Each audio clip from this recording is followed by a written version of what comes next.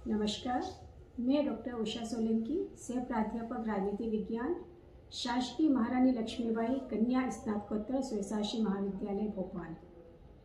मैं आज आपके लिए एमए प्रथम सेमेस्टर प्रश्न पत्र भारतीय राजनीतिक चिंतन, उसकी इकाई प्रथम भारतीय पुनर्जागरण, इसके संदर्भ में आज अपनी प्रस्तुति देने आई हूँ।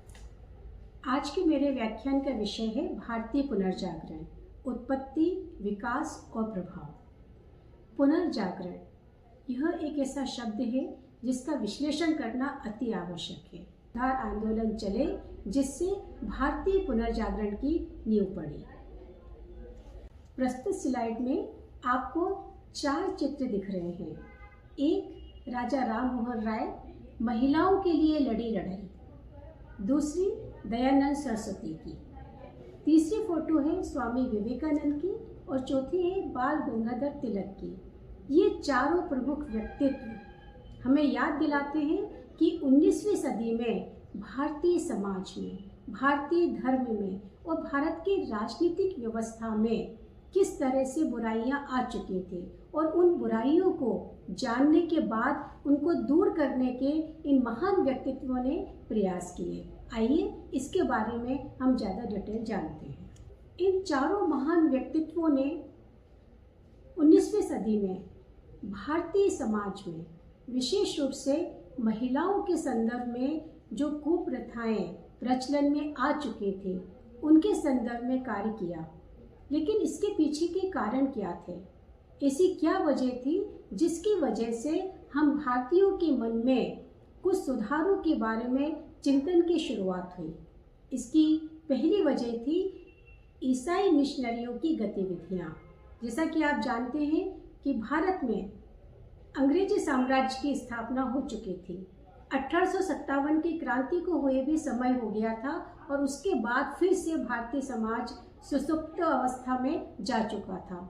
ईसाई मिशनरियों ने भारत में शिक्षा का प्रचार प्रसार किया, अपने धर्म की महानता के बारे में बताना शुरू किया और सबसे बड़ी बात, भारत में जो अंग्रेजी शिक्षा प्रणाली की शुरुआत हुई उसके बाद भारत के जो अंग्रेजी शिक्षा में दीक्षित व्यक्ति थे, जो अंग्रेजी भाषा को जानते थे, उन्होंने जब विदेशों के साहित्य को पढ़ा, विशेष रूप से इंग्लैंड के जो साहित्यकार हैं और उनकी स्वतंत्रता, समानता, बंधुत्व, लोकतंत्र की व्यवस्थाओं को जब जाना तो उनके मन में भी ये भावना आई कि जब इस तरह की व्यवस्थाएं वहाँ पर हैं, वहाँ के लोगों को राजनीतिक अधिकार हैं, तो इसी तरह की व्यवस्थाएं हमारे समाज में क्यों नहीं आ सकती।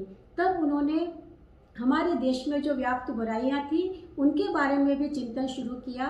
और वैसे भी हम जानते हैं कि राजनीतिक जागृति की शुरुआत करने के लिए सबसे पहले ज़रूरत होती है समाज को जागृत करना, और समाज तभी जागृत हो सकता है जब समाज में फैली हुई बुराइयों को दूर करने की शुरुआत होती है। तो पश्चिमी शिक्षा ने और पश्चिमी साहित्य के विचारों से जो प्रेरणा मिली उससे एक जमीन तैयार हुई भारतीय पुनर्जागरण की दिशा में।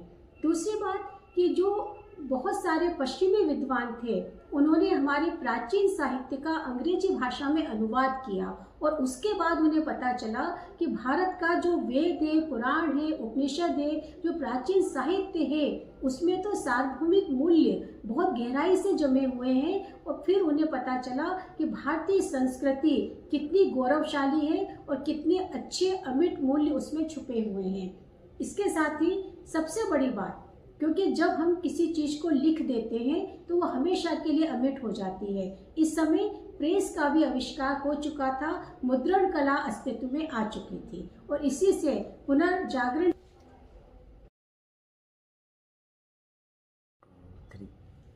तो जैसा कि मैंने आपको बताया कि जब विदेशी साहित्यकारों ने, विद्वानों ने हमारे प्राचीन साहित्य का अंग्रेजी में अनुवाद किया, उसके बाद भारतीयों में भी अपनी संस्कृति, अपने साहित्य के प्रति आत्मसम्मान पुनः जागा, क्योंकि गुलामी की स्थिति में हम स्वयं अपने को भुला चुके थे। लेकिन जब पाश्चात्य साहित्यकारों ने हमारी संस्कृति की भूरी भूरी प्रशंसा की तब हम में पुनः आत्मगौरव की भावना जागृत हुई। इसके साथ ही अंग्रेजी भाषा में पढ़े लिखे जो युवा थे उससे मध्यम वर्ग का उदय हुआ, एक नया शिक्षित मध्यम वर्ग जिसने तार्किक सोच के साथ जो हमारे समाज में कुप्रथाएं थी उनको दूर करने के बारे में सोचा। आइए अब हम बात करते हैं 19वीं सदी में चलाए गए प्रमुख सुधार आंदोलनों की। पहली बात राजा राम मोहन राय की करते हैं, जिन्होंने ब्रह्म समाज की स्थापना की। उन्होंने एकेश्वरवाद का समर्थन किया कि केवल एक ही है जिसकी उपासना हमें करनी है। राजा राम मोहन राय ने सबसे प्रमुख कार्य जो किया वो महिलाओं के संदर्भ में जो कुप्रथाएं प्रचलन में थी उनका विरोध करके। सबसे पहली बात आती है सती प्रथा, क्योंकि राजा राम मोहन राय ने स्वयं इस स्थिति को अपनी आंखों से देखा था, महिलाओं के उस दर्द को समझा था कि किस तरह पति की मृत्यु होने के बाद वो उसके शव को अपने गोद में लेकर सती हो जाया करती थी। ये पूरी तरह से अमानवीय थी, इसलिए राजा राम मोहन राय के द्वारा सती प्रथा का घोर विरोध किया गया और उसी के प्रभाव में आगे जाकर, जैसा कि आप जानते हैं, सती प्रथा निषेध अधिनियम पारित किया गया था। दूसरी बात स्वामी दयानंद सरस्वती की हम करेंगे, जिन्होंने आर्य समाज की स्थापना की और उन्होंने एक नारा दिया, वेदों की ओर लौटो। और उन्होंने जो भारतीय ईसाई धर्म में दीक्षित हो चुके थे तो उनके शुद्धिकरण की भी बात की। रामकृष्ण मिशन जिसकी स्थापना स्वामी विवेकानंद ने की थी, उसका उद्देश्य था मानवतावाद का प्रचार प्रसार करना और सामाजिक सेवा के क्षेत्र में युवाओं को आकृष्ट करना। राजा राम मोहन राय, दयानंद सरस्वती, स्वामी विवेकानंद और बाल गंगाधर तिलक, इन चारों महान व्यक्तित्व ने जो प्रमुख सामाजिक कार्य किए, अब उनके बारे में डिटेल बात करते हैं। पहली बात, सामाजिक संदर्भ में जाति प्रथा का विरोध किया गया। छुआछूत या अस्पृश्यता जो भारतीय समाज का कोड थी उसको दूर करने के प्रयास किए गए, उसका विरोध किया गया। महिलाओं में जो पर्दा प्रथा थी या उनकी शिक्षा का जो विरोध किया जाता था, इसके संदर्भ में भी प्रमुखता से बात की गई।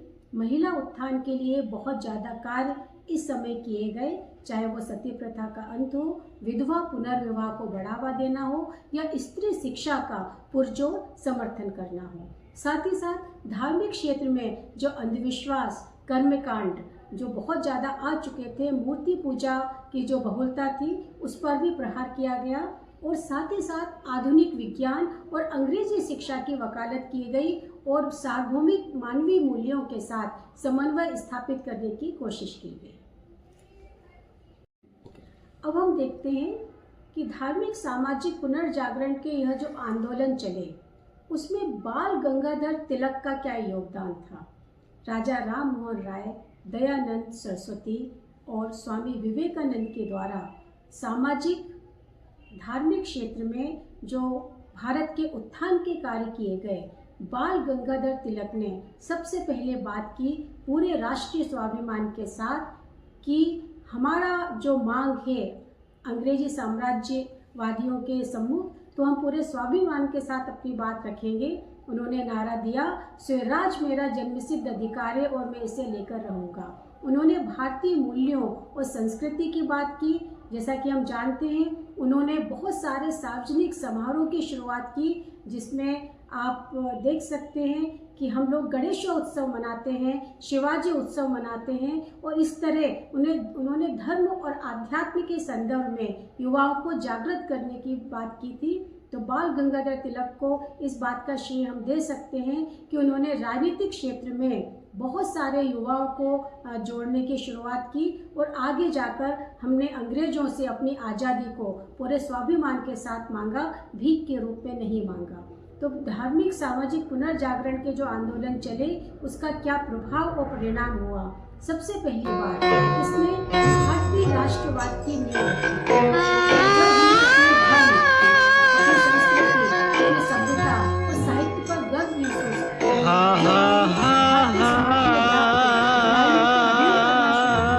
जब हम धार्मिक क्षेत्र में